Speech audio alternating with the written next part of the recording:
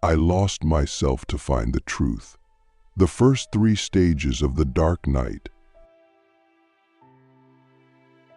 I want you to imagine waking up one day and realizing that everything you've built, your beliefs, your identity, your plans, your sense of purpose, feels hollow. Not broken, just empty. It's not dramatic. It's not even visible to others. But inside you, something is beginning to tremble. At first, you try to ignore it. You keep going to work. You keep smiling, you keep scrolling and liking and pretending. But then, in the quiet moments, the ones no one sees, you begin to feel it. A strange and powerful disconnection starts to form between who you are on the surface and who you are deep inside. That is the beginning of the first stage, the collapse. It's not a breakdown in the way we normally understand it. It's not panic or chaos. It's more like the quiet implosion of everything you thought was you. And the scariest part, no one else seems to notice it's happening. The collapse is the soul's subtle rebellion against the false self. You start to question things you never dared to question before. Why am I chasing this career? Do I actually believe in what I say I believe? Why do I always feel like I'm performing? These aren't casual thoughts. These are spiritual earthquakes. And as they grow louder, you begin to sense that your old life, the life built on autopilot, on expectations, on inherited beliefs, is no longer sustainable. You may feel guilt, confusion, even shame. But underneath all that, there's something sacred taking place. The soul is waking up. And like any being waking from a deep sleep, it stretches painfully. The world around you doesn't change right away, but your perception begins to. You start seeing the cracks in everything. The collapse isn't about destruction, it's about revelation. Then comes the second stage, the fall. This is where the bottom drops out. You can no longer pretend. The masks you wore, the achiever, the pleaser, the spiritual seeker, the rebel, begin to fall away. And it hurts. It really, really hurts. Because those masks weren't just roles, they were your protection. When they fall, you feel naked in a way that's deeper than physical. You feel existentially exposed. You may experience depression, anxiety, or a profound sense of being lost. But what's really happening is that your soul is detaching from the illusion of control. It's terrifying. You feel like you're free-falling through your own consciousness. But here's the truth. The fall is necessary. You have to fall to learn how to let go. You have to let go of certainty, of identity, of the ego's addiction to being right. And in that surrender, you begin to taste something new, something ancient, a deeper intelligence that doesn't speak in words, but in silence. Have you ever wondered what it would feel like to not be anything, and yet still exist? That question leads us to the third stage, the death of identity. This is not metaphorical. It's a real death, and it's brutal. You start to realize that who you thought you were, your name, your story, your personality, is a construct. You see how you've been editing yourself for others, shaping yourself to fit in, to be loved, to feel important. And now, none of it works. You don't know who you are anymore. And while part of you wants to rebuild, the deeper part of you knows this death is sacred.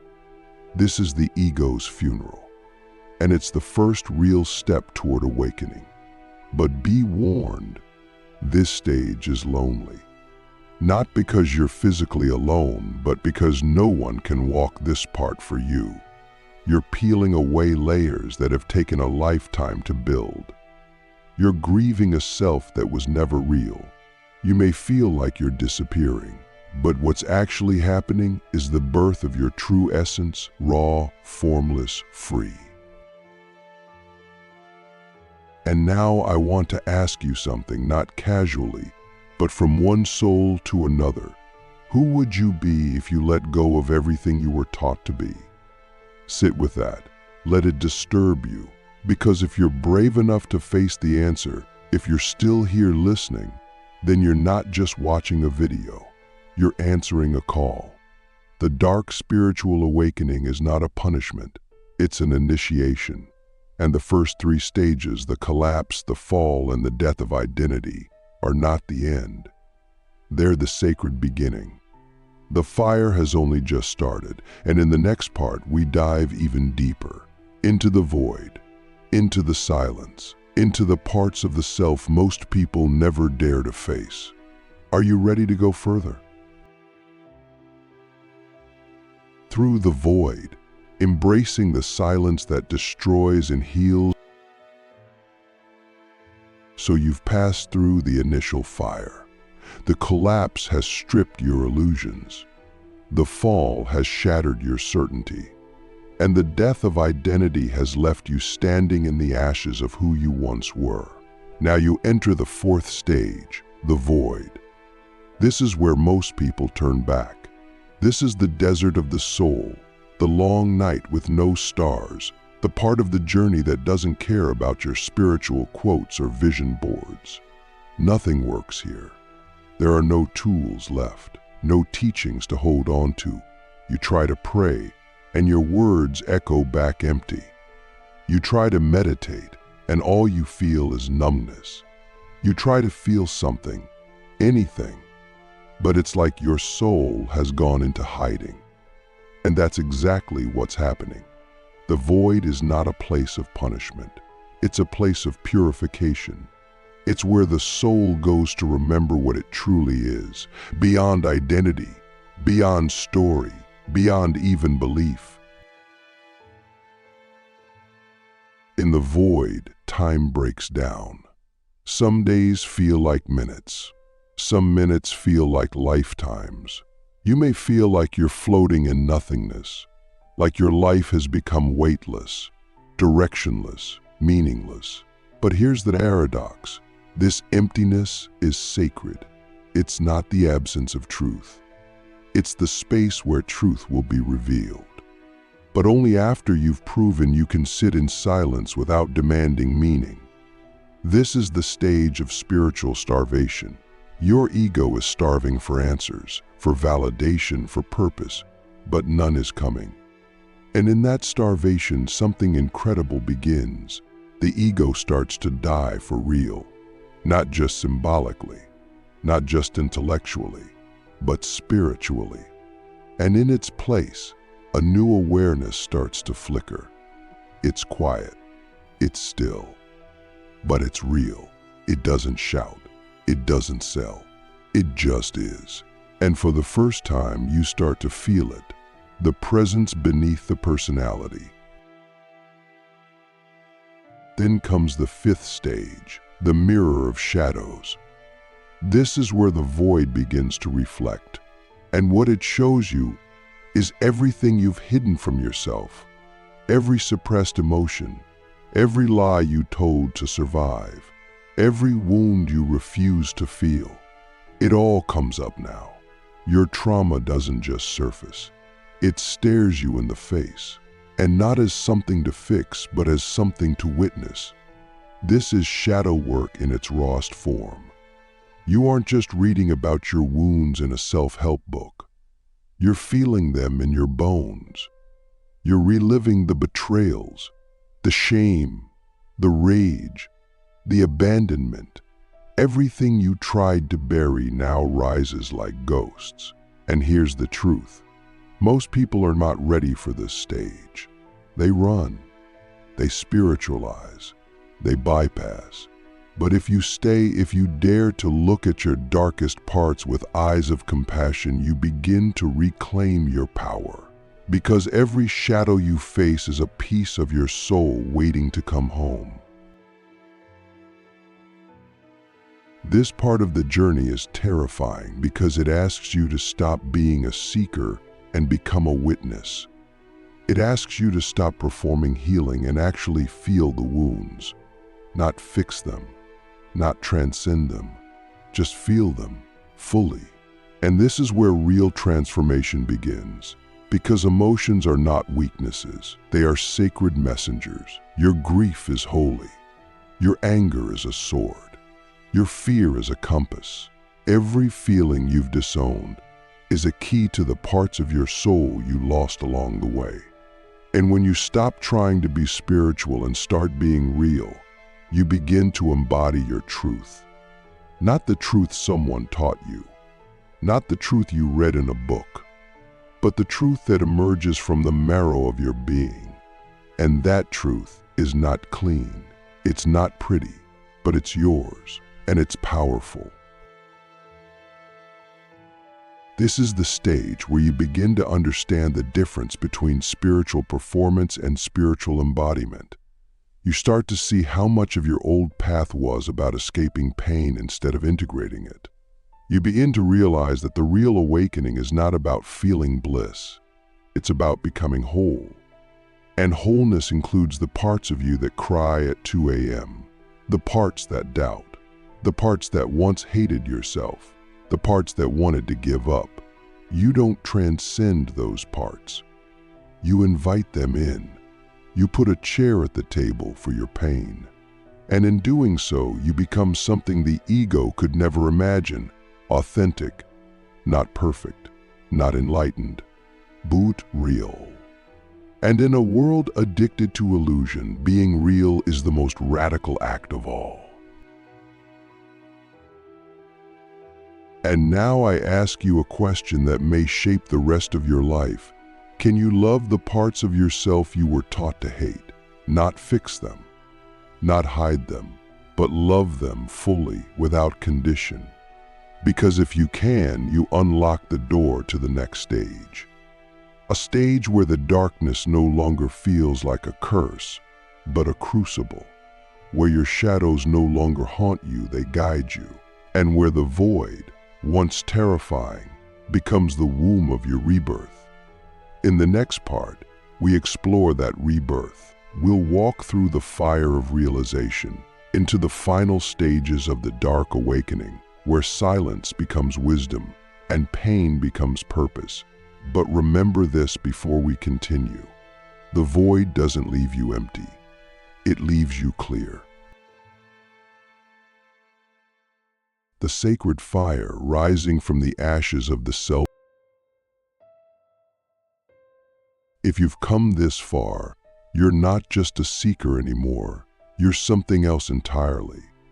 You've walked through the death of illusions, sat in the silence of the void, stared into the eyes of your shadows, and now something ancient stirs within you. You may not fully understand what's happening yet, but you feel it, the stirring of a deeper fire. This fire doesn't burn like the ego's fire. It doesn't consume to destroy, it consumes to purify. This is the sixth stage, the sacred fire of realization. It begins subtly. You start to feel moments of clarity piercing the fog. You feel a strange peace, even in the middle of chaos. Not because everything is okay, but because you're no longer resisting what is. That's the key. You've stopped fighting life. And in that surrender, something miraculous happens. You begin to see. What you see is not always beautiful, but it's real. You begin to perceive the world differently. You notice the masks people wear, not with judgment, but with compassion, because you wore them too. You start to feel connected to people, to nature, to life, not in a conceptual way, but viscerally. You might walk past a stranger and feel their pain. You might sit under a tree and feel it speak to you, not in words, but in presence. You begin to realize that everything is alive, everything is speaking, and everything is reflecting you. This is not poetic metaphor. This is direct experience. The sacred fire burns away separation. It shows you that everything you were searching for outside was always inside, and everything inside is mirrored outside. This realization isn't just enlightening, it's humbling, because now you can't lie to yourself anymore. Every thought, every action, every relationship becomes a mirror, and the fire makes sure you see it all.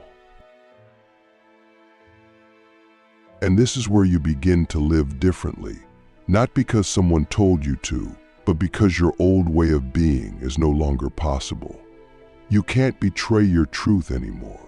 Lying, manipulating, pretending, it physically hurts now. Your soul has become too attuned to tolerate anything out of alignment, and so you begin to simplify. You let go of people who don't see you.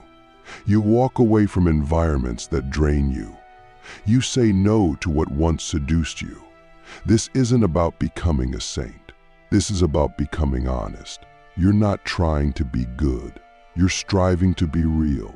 And that authenticity becomes your compass. You stop chasing goals that don't nourish your soul. You stop trying to impress people who don't even know themselves. You begin to live from within. And this is the real beginning of spiritual power, not control, but coherence. The sacred fire doesn't just burn away what you're not, it ignites what you are. You start to feel a calling, not from outside, but from the very center of your being. It doesn't always come with clarity or words. Sometimes it's just a pull, a knowing. A gravitational force drawing you toward your purpose. You may not know what to do yet, but you can no longer pretend you don't feel it. And that brings us to the final stage, the return.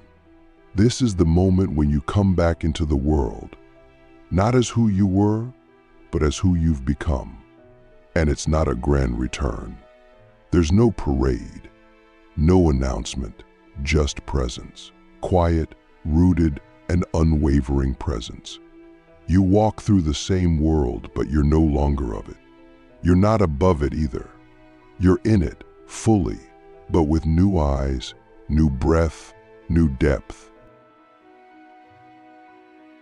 The return is the most misunderstood part of spiritual awakening. People think it's the end, but it's really the beginning. It's where the inner transformation meets outer expression. It's where you bring the wisdom of the void, the tenderness of your shadows, and the fire of your truth into your everyday life. You don't need to preach. You don't need to prove anything. You simply embody. You become the frequency of truth. And people feel it, even if they don't understand it. Some will be drawn to you. Others will be repelled. That's okay. You're not here to be liked. You're here to shine. And that light, your light, will activate others, not by force, but by resonance. You begin to realize that the purpose of the dark awakening was never to escape the world. It was to prepare you to serve it, not as a savior, but as a mirror, a reminder, a living example of what's possible when someone has the courage to die to who they were in order to become who they are. You don't need to convince anyone. Your presence does the speaking. Your integrity becomes your message. Your joy, yes, joy, becomes sacred again. Because now it's not performative. It's not a mask. It's a byproduct of being aligned. You can laugh again. You can cry without shame. You can say, I don't know, and feel no less whole. That is freedom. And so the cycle completes. Not in a perfect circle, but in a spiral. Because awakening is not linear. You'll revisit the void. You'll meet new shadows. You'll burn again. But now you don't fear it. Because you know what's on the other side. You know that every death is a doorway. Every silence is a teaching. Every pain is a portal. And this knowing changes you forever. You become unshakable, not because nothing affects you, but because everything deepens you.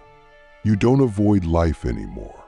You enter it fully, vulnerably, courageously. And that is what it means to be awake. I want to leave you with one final question, not to answer right now, but to carry with you like a seed. What would your life look like if you stopped trying to become someone and simply remembered who you already are? Don't just think about that. Feel it. Let it live in your chest. Let it rise in your breath. Because the truth is, the real awakening isn't about becoming enlightened. It's about becoming intimate with existence. Every part of it, the dark, the light, the fire, the silence, the self, all of it. And when you stop running from any of it, life stops running from you. It meets you, fully, fiercely, freely. But what happens after the return? That's the question almost no one asks. We love stories that end with transformation, with the hero standing tall after the storm. But real spiritual awakening doesn't end. It integrates. And this is where the deepest work begins. You find yourself back in the world, surrounded by the ordinary, and yet you are now anything but ordinary. There's a strange discomfort in this space. You no longer fit into the systems, the conversations, the energies that once defined your world. You may find yourself in a room full of people and feel alone, not out of pain, but out of clarity. Because now you can see the unconscious patterns behind every word, every gesture. You feel the unspoken grief in others. You sense the masks they still wear. And you realize, not with arrogance, but with compassion, just how asleep the world really is. This clarity is a gift, but it's also a responsibility. Because now you're tasked with living in two worlds at once, the world of form, structure, society, and the world of essence, truth, and spirit. You become a bridge. And being a bridge is not easy. It means being misunderstood. It means holding space for people's projections. It means loving without needing to be liked. And most of all, it means walking the talk when no one is watching. This is the spiritual warrior's path, not in the dramatic, mystical sense, but in the deeply human, grounded reality of daily life. Can you listen without judging? Can you speak truth without defending? Can you remain open when everything in you wants to close? These questions become your daily practice, not to perform, but to embody. Because real awakening is not proven by your words or your rituals. It's shown in your presence. You begin to realize that everything you once sought outside, validation, love, peace, power, has always been within you. And yet, this realization doesn't make you superior. It humbles you. Because now you see that everyone, even the ones who hurt you, is on their own sacred path. Some are just at earlier stages. Some are still collapsing. Some are still performing. Some are lost in the shadows. But you see them now, not as threats, not as obstacles, but as reflections. And your heart opens in a way you never thought possible. You don't just know we are connected, you feel it. Even when it's messy, even when it's painful. You stop needing to change others. You simply love them where they are. And sometimes the most powerful act of love is letting people walk their own path without interference. But here's the deeper secret. Even after all this, there will be days where you forget. Days when the old self tries to resurrect. Days when your fears return, your doubts creep in, your ego whispers seductive lies. This doesn't mean you failed. This means you're alive. Awakening is not a permanent high. It's a conscious commitment to remember again and again who you truly are. And over time, the forgetting becomes shorter, the remembering becomes faster, the falling becomes softer. You no longer fear the descent because you've made peace with the cycle. You understand that even your darkness is sacred. Even your confusion is part of the curriculum. And that realization that nothing is wasted becomes your greatest source of peace. Eventually, you stop identifying as awakened. Even that label becomes too small. You're not trying to be spiritual anymore. You're just trying to be real. And in that rawness, you become magnetic, not because you're trying to teach or lead, but because your very presence reminds others of something they forgot within themselves. You don't need to preach. Your stillness speaks. Your laughter heals. Your honesty disrupts. Your compassion disarms. You become a living transmission of truth, not because you're perfect, but because you're present.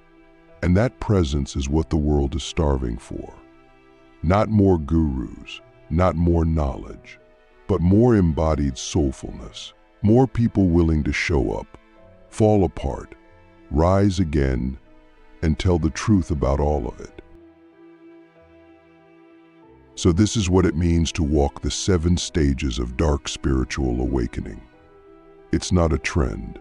It's not a phase. It's a sacred dismantling of the false self and a rebirth into the mystery of life. It will shake you. It will strip you. It will burn everything that isn't real. But what remains, what always remains, is love. Not the romanticized version, not the conditional kind, but the pure, nameless, formless presence that holds this entire universe together. And that love is what you are. It's what you've always been. And now finally you remember.